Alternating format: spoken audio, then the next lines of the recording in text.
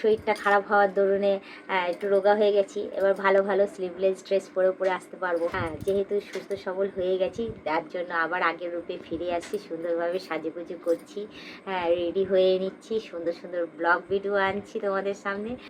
Hello বন্ধুরা, welcome to my channel. তোমরা সবাই কেমন আছো? আশা করি তোমরা সবাই খুব ভালো আছো, আর আমিও ভীষণ ভালো আছি। আগের তুলনায় অনেকটাই বেটার আছি। তো যার জন্য কী করেছি, সেই আবার আগের রূপে আমি ফিরে আসছি। তো তোমরা দেখতেই পাচ্ছ যে কি সুন্দরভাবে সাজুগুজু করেছি। এই দেখো, সবুজ চুড়ি পরেছি, আজকে সুন্দরভাবে মুখে কিছু মেখেছি, কিছু মানে কি ডেলি ক্রিম যেটা ইউজ করি সেটাই মেখেছি, একটু লিপস্টিক লাগিয়েছি, একটু সাজুগুজু করে আজকে সুন্দরভাবে ভালোভাবে সাবান শ্যাম্পু দিয়ে স্নান করেছি। আবার কি আজকে বলতে পারো প্রায় সময় তো সানসিল্ক ইউজ করি, তো আজকে ডাব শ্যাম্পু লাগছি। তো তোমরা ভাবছো মহতের কাজ করেছি, না গো, আজকে না ডাব শ্যাম্পুটা লাগিয়েছি। চুলটা বড্ড রাফ হয়ে গেছিলো, তো ওটা লাগালাম। লাগানোর পর ভাবলাম যে দেখি চুলটা কেমন হয়।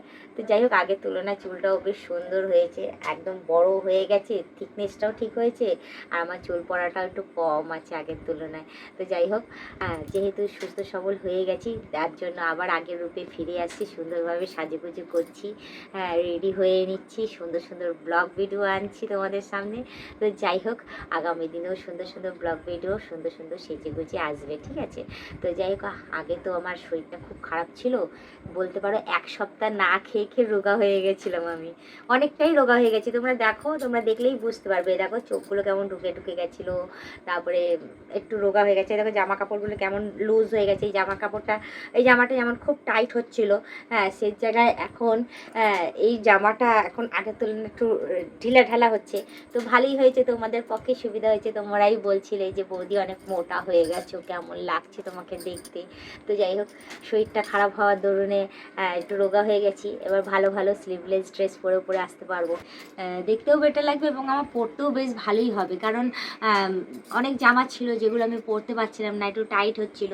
তো অসুস্থতার কারণে আমি যেহেতু রোগা হয়ে গেছি, সেহেতু আমি এখন সেই ড্রেসগুলো আমি পরতে পারবো, আমি বেশ সেইভাবে সাজুগুজু করতে পারবো। সেই যে আমার জিন্সটা যেটা আমার হচ্ছিল না, এখন দেখছি আজকে ট্রাই করে যে আমার জিন্সের প্যান্টটাও বেশ ভালোই হচ্ছে। তো যাই হোক, ভালোই হয়েছে। একদিকে যে জ্বরটা রয়েছে যার জন্য খেতেও পারিনি, একটু রোগা পাতলাও হয়ে গেছি। এবার জিন্সের প্যান্ট টি শার্ট প্রায় সময় পরবো, পরে একটু ব্লগ ভিডিও বানাবো, একটু রিলস টিলস বানাবো, বেশ ভালো লাগবে। আমাকেও নিজেকেও বেশ ক্যামেরায় ভালোই লাগছে দেখতে, হ্যাঁ একটু রোগা রোগা লাগছে, মুখ চোখও বেশ একটু সুন্দর হয়ে এসছে। তো যাই হোক, আগে তো একদমই শুকিয়ে গেছিলো, তো এখন যেহেতু একটু বেটার হয়েছে সেহেতু আগের তুলনায় একটুখানি ঠিকঠাক হয়েছে। দেখতেই পাচ্ছ, দেখো তোমরা নিজেরাই দেখো, আগের তুলনায় মুখের গ্লেজটা কি সুন্দর বেড়ে গেছে না?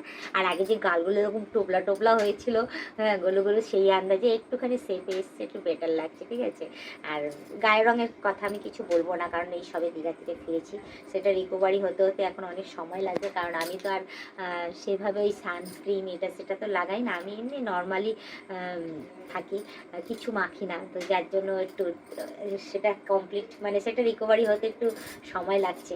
তো যার জন্য গায়েটা ছেড়ে দিচ্ছি, কোনো অসুবিধা নেই। মুখে যেরকম ডেলি ক্রিম মাখি সেরকম মেখে যাচ্ছি, আর ফেস ওয়াশ যেটা দিই সেটা কন্টিনিউ দিয়ে যাচ্ছে। চুলের যত্ন নিচ্ছি, কারণ চুলটা একটু বিগড়ে গেছিলো আমার, হ্যাঁ শরীরের সাথে সাথে, তো চুলের যত্নটাও নিচ্ছি। আগের তুলনায় বেশ ভালোই হয়েছে।